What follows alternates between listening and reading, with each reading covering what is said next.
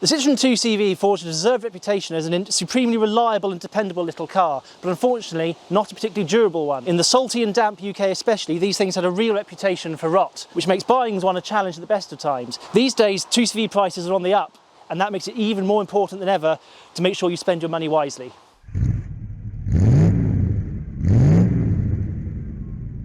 Our friends at Lancaster Insurance are running monthly giveaways. You can win all sorts, from experience days to tools, restaurant vouchers and tech. So click the link below at the end of the video to enter their latest competition.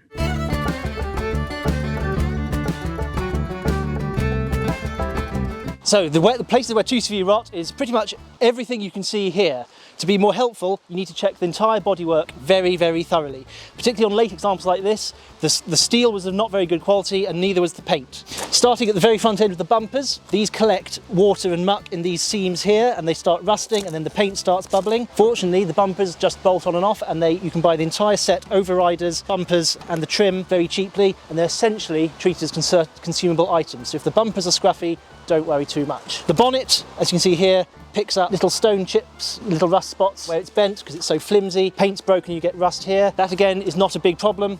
The front wings are usually fairly solid even on quite tatty cars. This is very common. Paint scratches where the bumpers have scraped the paint off, where people have lifted the wings on and off for servicing. And then we come up here to one of the most crucial areas. This is the bonnet hinge.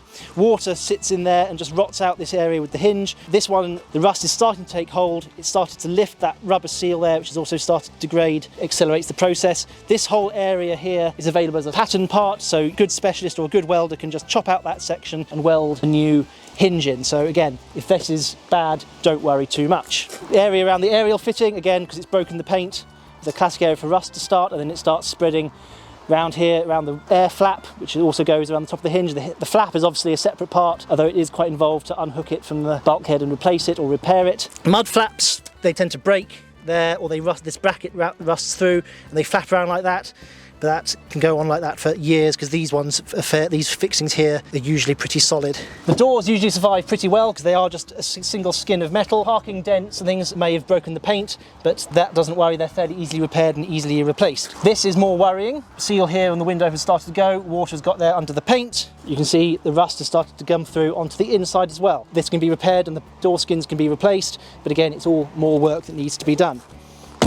Going inside, a real rot spot on 2CVs is the sill and the floors at the bottom of the bulkhead. So you want to check this whole area here. On this one, they've been replaced, so this is all solid. You can see the rust just starting there on that seam. Make sure you lift up these rubber floor mats. These collect water and mud and muck and then rot out the floor pan. So you want to lift this up and check that there's no accumulated mulch or everything in there. Check right up there, check the bottom of the bulkhead is all solid like that. Panel repairs are very easy to source and quite easy to fix. It's all flat metal, but make sure it's been welded in to a good standard and painted in properly.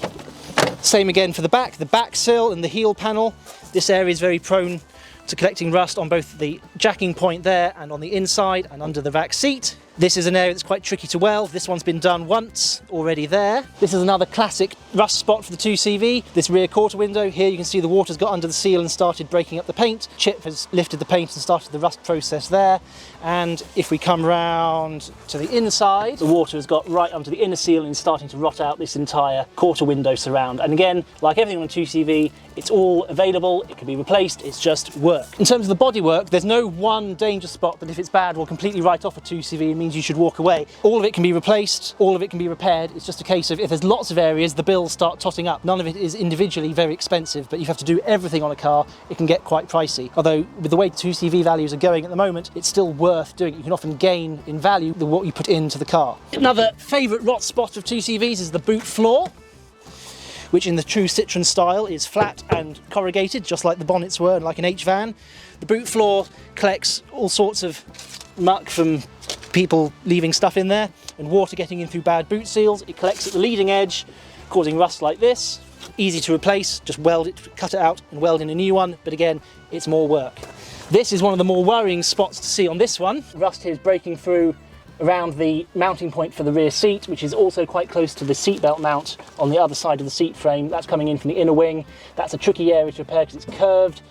and it has lots of overlapping seams there, so that's one of the tricky areas to replace. So that's, again, it's not to condemn the car or walk away, it's not scary, but it's one of the more serious areas that you ideally don't want to see rust in. Another area you'll see a lot of rot on a lot of 2CVs. Here, where the tail panel around the headlamps, this apron panel, the bumper and the quarter window all meet here. The water gets behind that seam and causes this rust here. It's just perforated the outer layer there. You get rust spots from chips and scrapes there between the lights where the water sits. Because it's a double layered area, this is one of those areas that's more complicated to repair. And the rear bumper is just like the front one. It's a bolt-on, bolt-off job. If it's a bit dented like this one or it's gone rusty, you can just buy a new bumper and it's a 10-minute job to fit it. These are, of course, cars with a separate chassis. It's a rather unusual platform chassis, like a giant skateboard, and they are also very prone to rot. Most cars that have survived to this point will by now have a galvanised chassis, which is always good to see. It bumps up the value significantly and it basically solves the problem of structural rust. If you are looking at a car that hasn't had the galvanised chassis, you want to look at the areas here where the front axle bolts, the same area around the back, and you want to check there for rust. And particularly if the chassis has dinged upwards in that area, it shows that it's lost its strength because of rust inside the box section. Of course, the defining feature of the 2CV is its full-length folding sunroof. They all have it. The early ones have it made of fabric. This one, like most of the later ones, has it made of vinyl. These suffer badly from UV damage. This one's actually only 3 years old, and as you can see, it's already lost most of its red colouring, and it started to crack along there where it folds. You can get better quality, more expensive ones made of higher quality materials that really in the long term pay for themselves, so you're not having to replace them every few years. You just want to check that all the framing is correct and straight and not bent. It's very rare to find problems with these, it's so simple.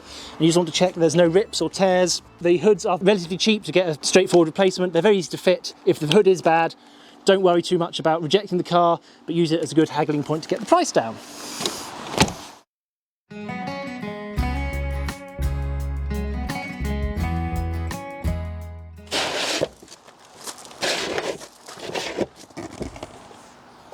It really is that simple.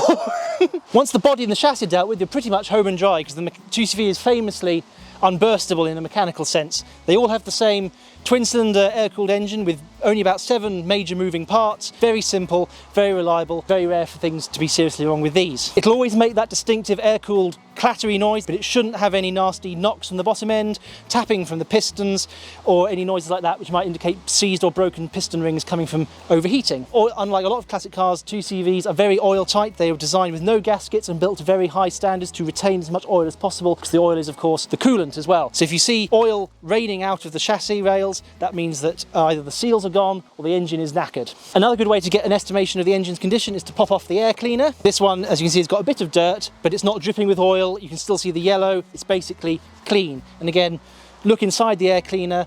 You'll see a little bit of oil mist from the inevitable engine breathing, but you don't want to see puddles of oil. You don't want to see to smell of burnt oil or hot metal or anything like that, which again indicates that the engine is worn and is passing oil and gases back into the air cleaner. Pop the oil filler cap. You might see white emulsion. That obviously doesn't mean that there's water in the oil, because it's an air-cooled engine. That means that the engine's been running cool and moisture in the crankcase has been condensing on the underside of that filler cap.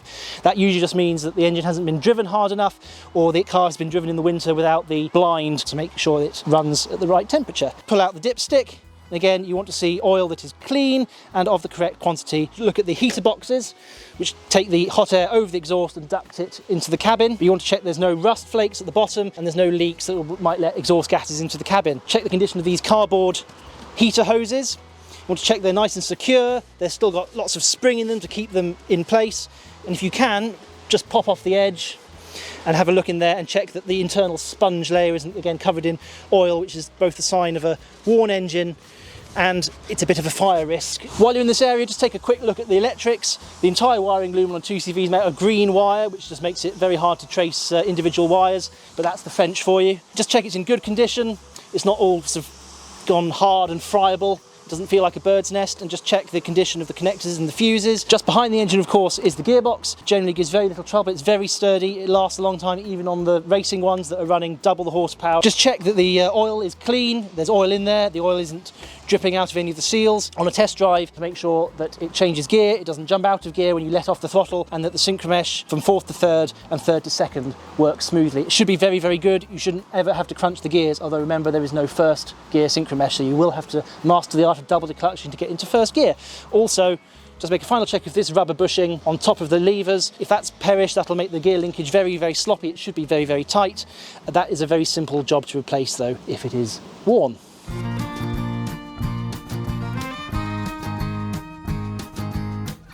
The suspension, of course, is one of the most distinctive features of the 2CV. It's the very unusual system with the horizontal springs under the floor. Although the arrangement's a bit odd, it is all normal stuff. It's just steel coil springs, telescopic dampers, leading arms at the front and trailing arms at the back. The other distinctive thing, of course, that everyone knows about 2CVs is that they are very bouncy and they roll a lot.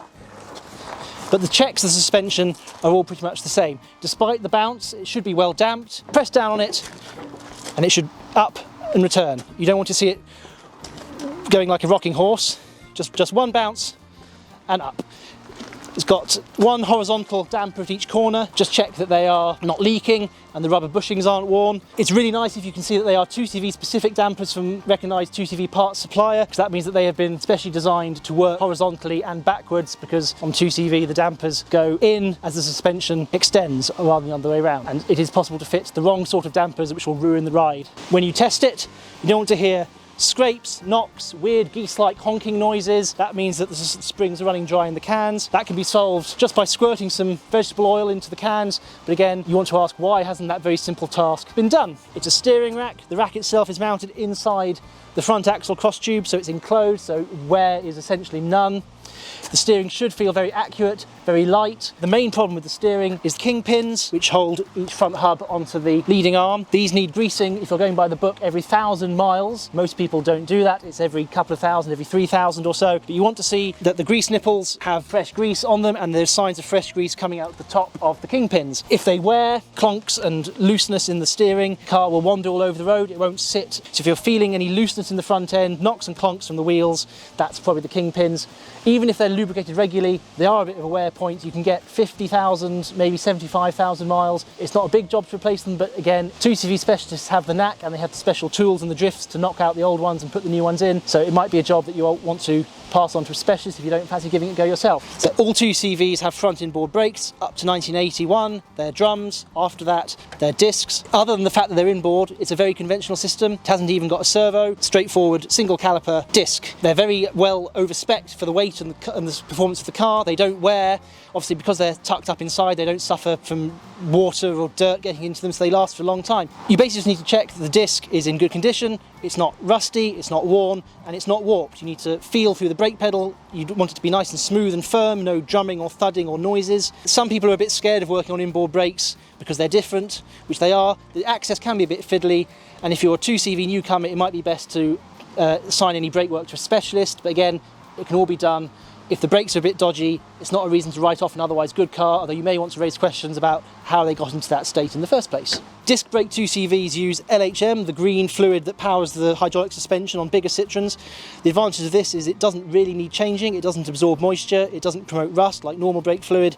It should be changed every 5 years, but lots of 2CVs go a long interval between that, so you just want to check that the level is correct, it's up to the mark and it looks clean. At the back, it's drum brakes on all 2CVs. You just want to check that the drum itself isn't warped or worn, still a good amount of material on the shoes, and that when you do a good firm stop, that the car draws up straight without the wheels locking or dragging to one side. It should have very confidence-inspiring brakes. If it doesn't, something's a bit wrong.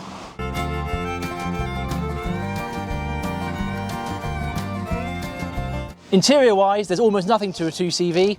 It's incredibly simple. This is a relatively late one. This is about as complex as the interior's got. It has some plastic and some vinyl. The seat trims are generally not very durable. They wear from people sitting on them. They wear horribly from UV light. Seat trims are available as kits, and as in this case, you can just put the new ones straight over the old ones. The plastic trim isn't very durable. This bit up here on the parcel shelf tends to split and crack. This is available new, like everything on 2CV, but it is quite expensive. This vinyl backing for the parcel shelf has gone hard and brittle in the heat from the demisters and has cracked. It can be replaced, but for not very much money.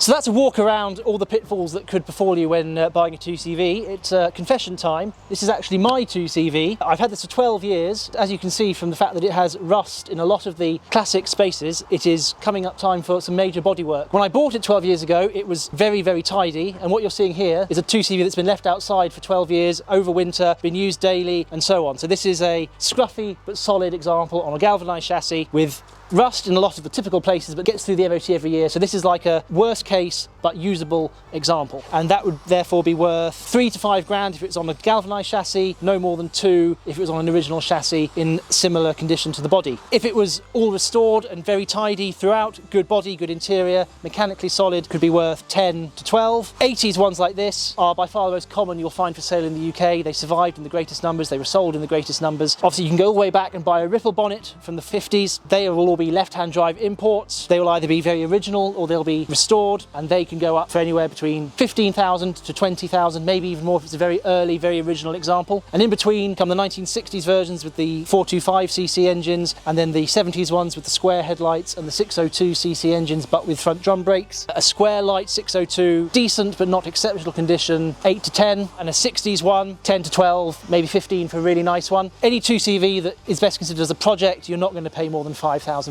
for one of those. In terms of weighing up the practicality, the performance, the availability of spares, and just the sheer amount of support and knowledge, get an 80s disc brake 602cc one like this. Don't fuss too much about the special editions. All the special editions were basically just paint and trim. This is a Dolly. It's a basic model with 2 paint colours. It didn't change very much in its 40 plus years production run. It's all very 2CV-ish. It's all packed full of charm. You'll get very much the same experience. And provided you get a good one, you'll have a car that you can use and enjoy and will put a smile on your face every time you drive it.